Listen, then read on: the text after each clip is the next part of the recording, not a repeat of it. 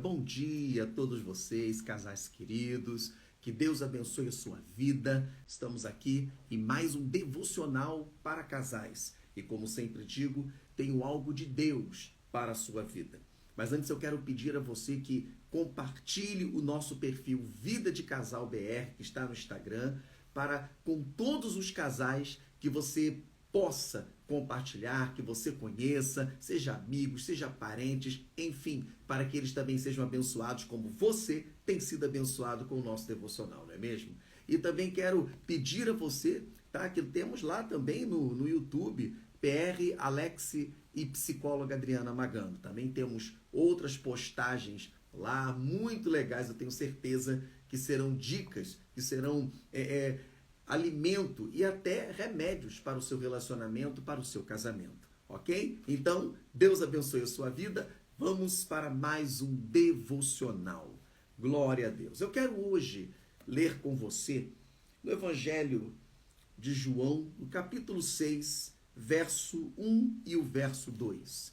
Ele diz assim: Depois destas coisas, atravessou Jesus o mar da Galileia, que é o de Tiberíades.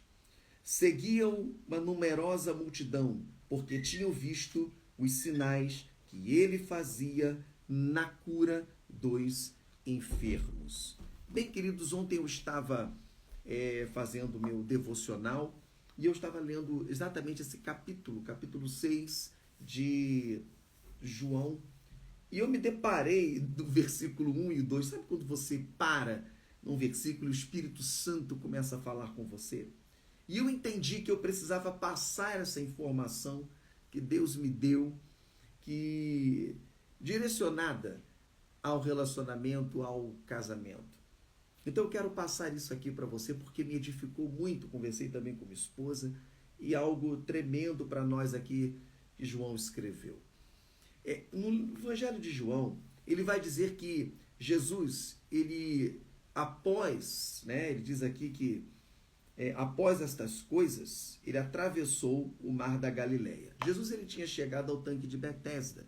E ali, onde Jesus passa, a cura que ele fazia trazia confusão, porque as pessoas não entendiam, né? Elas eram para elas, no caso, não as pessoas que estavam recebendo a cura e que precisavam, mas os doutores, autoridades daquela época não entendiam. Então, como eles não podiam fazer aquilo também, e era desconhecido para eles, arrumavam a confusão com Jesus. E aí Jesus curou um paralítico, lá no tanque de Betesda, que estava há 38 anos ali, aguardando, aleijado.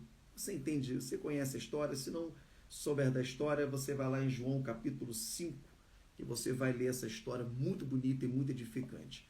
Então, após estas coisas, ele responder um monte de perguntas para eles, ele resolve atravessar o mar da Galileia. E olha, gente, o mar da Galileia, só para que você possa entender, o mar da Galileia ele era conhecido como o Lago Genezaré, ou seja, era o maior lago de água doce daquela região. Porém, a Bíblia, ela vai dizer uma coisa interessante. Seguia Jesus uma grande multidão. Sabe quem eram essas pessoas que seguiam Jesus quando ele foi atravessar o mar da Galileia? Eram aquelas pessoas que reconheciam que só ele tinha poder para trazer a solução do seu problema. Sabe? Trazer a solução do seu problema naquele momento, ou seja, a cura, seja física, seja na alma, seja emocional, o que eles estavam precisando, eles viam em Jesus, devido aos sinais que ele fazia com os enfermos, ele via em Jesus a solução para os seus problemas. Agora, deixa eu dizer uma curiosidade aqui, porque é muito fácil quando a gente lê assim, eles seguiam Jesus, né? Legal. Mas só que tem o seguinte, entre o povo e Jesus havia um sacrifício, um desafio a ser rompido, o mar da Galileia. O mar da Galileia. E o mar da Galileia, para você ver as dimensões dele, de margem a margem, ele tinha, a sua dimensão era 13 quilômetros, a sua largura, de margem a margem, 13 quilômetros. e o seu comprimento máximo era de 19 quilômetros. Rapaz, era muito longe para andar a pé. 13 quilômetros a sua largura e 19 quilômetros a sua extensão máxima. Então era muito chão. O que eu quero que você entenda é que aquelas pessoas, que não eram poucas, eram muitas, a Bíblia diz que era uma multidão, fizeram sacrifício de contornar esse grande lago a pé. Claro que eu acredito que alguns tinham seus barquinhos, iam de barco, mas a maioria, tá? A maioria foram a pé mesmo. Desculpa, esse resfriado está tentando me pegar aqui. Para chegar até Jesus. Eles iam a pé para poder chegar até Jesus, pois eles haviam visto os seus sinais que ele fazia na cura, né, dos enfermos, e com certeza tinha solução para o que eles necessitavam. Agora, se pensarmos um pouquinho, e eu quero que você volte comigo, tá? Ao passado e futuro acerca de medicina. Imagina aí comigo. Naquela época, como é que você acha que era a medicina naquela época? Tinham soluções para todas as enfermidades, todas as doenças? Claro que não, né? Elas eram obsoletas naquela época. Doenças que hoje são curadas com aspirinas, né, comprimidos, xarope ou algumas pequenas cirurgias, naquela época era taxada de maldição, já que eles não conseguiam resolver, então a pessoa estava amaldiçoada. E o que eles faziam? Os médicos não queriam dar o braço a torcer, mostrar sua fraqueza, que não conseguiram curar aquelas doenças. Então eles chamavam o sacerdote no templo, combinavam lá com o sacerdote e falavam com o sacerdote: olha, essa pessoa não foi curada porque ela está debaixo de maldição. E pronto. Quantas pessoas você acha que morreram naquela época? Porque para tratar com a medicina naquela época, com os médicos, era uma fortuna. Sem falar que nem todas as doenças eles tinham conhecimento e as pessoas morriam, né? Então, quantas pessoas você acha que morreram naquela época? Aí, de repente, aparece Jesus curando doenças, todo tipo de doenças que os médicos não conseguiam curar. E detalhe, de graça, meu irmão, que confusão trouxe naquela época, não foi? Rapaz, que confusão. Por isso que a multidão, eles iam atrás dele, atrás de Jesus, e não importava aonde ele ia, aonde ele estivesse, a multidão estava atrás dele. Jesus nunca estava sozinho, porque a multidão precisava, necessitava. Então sabiam que aquelas doenças que os médicos não curavam, Jesus poderia curar. E ele curou paralítico, ele curou cego, mudo, ele expulsou demônios, né? Os demônios, e a pessoa levava as pessoas endemoniadas até ele só olhava, e os demônios, ele não falava nada, os demônios já olhavam e falavam assim: o que temos nós contigo, Jesus de Nazaré? E Jesus só olhava, fala: então sai, podemos ir ali para a manada de porcos? Vai. Aí então manda aqueles demônios que eram porcos e justamente com os porcos, né? E fazer o quê, né? Então, os demônios saíam, as pessoas ficavam libertas, livres, entendeu? Aí você possa perguntar assim: mas pastor, o que isso tem a ver com casamento? Agora eu quero entrar para falar contigo. A pergunta hoje aqui é o seguinte: que tipo de enfermidade está destruindo o seu casamento? Qual foi a doença que entrou no seu relacionamento, no seu casamento, que está levando o seu casamento à beira do abismo, o seu casamento definhar? E você ama o seu casamento, ama a sua esposa, ama o seu marido, a sua família, mas você vê que o seu casamento, sabe, está se definhando, está queimando até quase chegar a cinza. Talvez você possa dizer até assim: pastor, eu sei o que o senhor está falando, meu casamento realmente está com uma enfermidade e eu já tentei de tudo para salvá-lo. Talvez você possa dizer isso, para curar o meu casamento, e eu não tenho obtido sucesso.